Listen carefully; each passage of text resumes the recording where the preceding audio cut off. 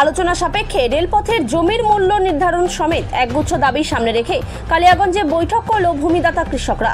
বুধবার দুপুরে ধনকৈল কিষাণ মান্ডিতে এই বৈঠক অনুষ্ঠিত হয়। ভূমিদাতা কৃষক হিসেবে এই বৈঠকে ছিলেন ধনকৈল অঞ্চল তৃণমূল সভাপতি সাধন সরকার।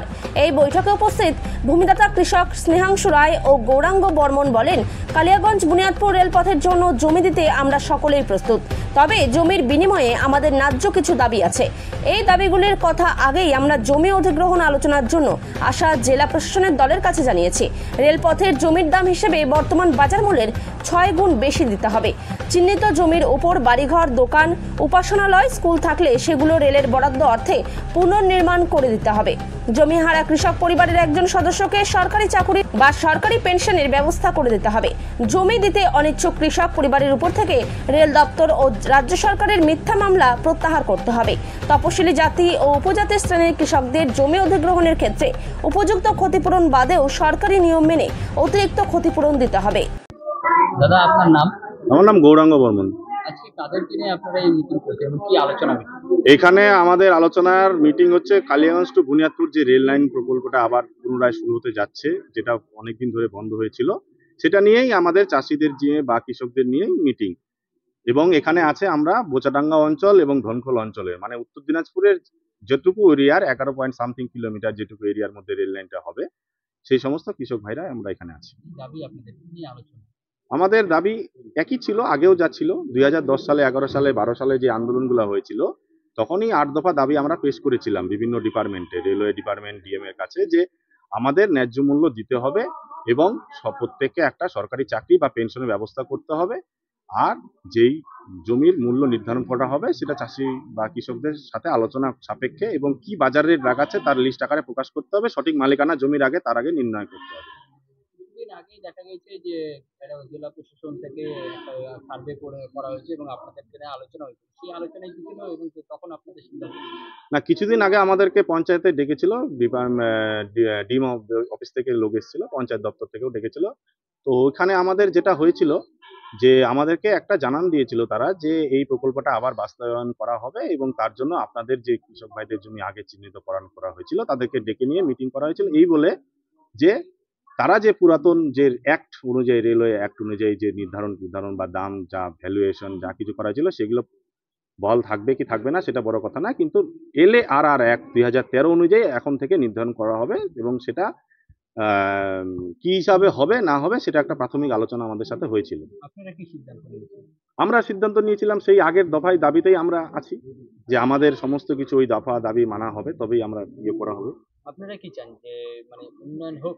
অবশ্যই উন্নয়ন হোক, রেল হোক, রাস্তা হোক, সবই হোক, কিন্তু কৃষকদের মেন যে দাবিগুলো ছিল সেই দাবিগুলো একদম সঠিকভাবে ভালো করে স্বচ্ছতার সাথে পূরণ করে তবেই উন্নয়নটা হোক।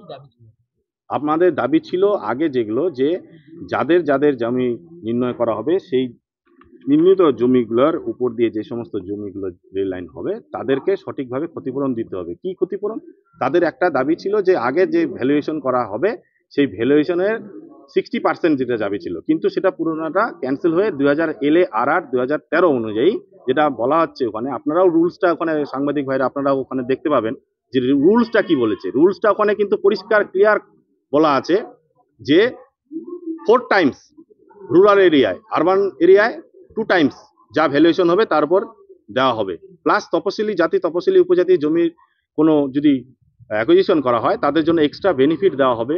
তার সাথে সাথে বলা আছে কোনো জমির মালিকানা যদি সম্পূর্ণটাই চলে যায় তাহলে তাকে একটা সরকারি কম্পেনসেশন বা সরকারি পেনশনের ব্যবস্থা, প্লাস তার সাথে সাথে যদি কাজের বিলম্ব হয় নোটিফিকেশনের পর থেকে, তার থেকে 15% বা 12% ইন্টারেস্ট হারে যেই ভ্যালুয়েশনটা হবে তার সেই টাকাটা চাষিরা পাবে।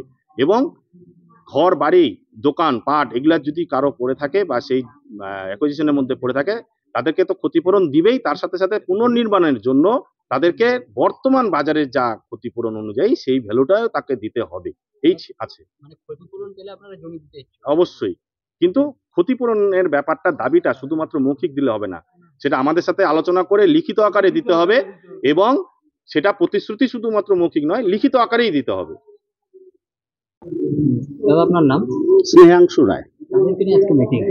মিটিং বলতে আমরা জমি হারা, এই যে রেল প্রকল্পটা হতে চলেছে বুনিয়াদপুর টু কালিয়াগঞ্জ, যার যার জমি যাচ্ছে তাদেরকে নিয়েই আমরা মিটিংয়ে বসছি। বিগত দিনেও একটাই কারণ যে আমাদের দাবিগুলো মানতে হবে। জমি যে আমার যাচ্ছে, কি করে খাবো? কি দাবি আপনার? আমার দাবি জমির যেটা ন্যায্য বাজার মূল্য রয়েছে তার থেকে 6 গুণ আমরা দিতে বলেছি সরকারকে। আরও যে বিভিন্ন 11 দফা দাবি রয়েছে সেগুলো সম্পূর্ণ করুক, আমরা জমি দিয়ে দেব। আপত্তি নেই আমাদের জমি দিতে, কিন্তু আমাদের দাবিগুলো মানতে হবে। বিগত দিনে কিছুদিন আগে তো আপনাদের একটা বৈঠকও হয়েছিল প্রশাসনের সাথে, হ্যাঁ, সেখানে সিদ্ধান্ত তো সেখানে বলেছিলেন ওনারা, মৌখিক কিছু আলোচনা করেছেন, আমাদের দাবিগুলো শুনেছেন। এই আমাদের যে 11 দফা দাবি তাদের হাতে আমরা তুলে দিয়েছি এবং রিসিভও নিয়েছি। আমাদের কথা যে ওনারা যেন আমাদের দাবিগুলো লিখিত আকারে প্রকাশ করে এবং আপনাদের মাধ্যমে, মিডিয়ার মাধ্যমে আমরা যেন জানি, সবাই জানুক, তাহলেই আমরা খুশি। জমি আমরা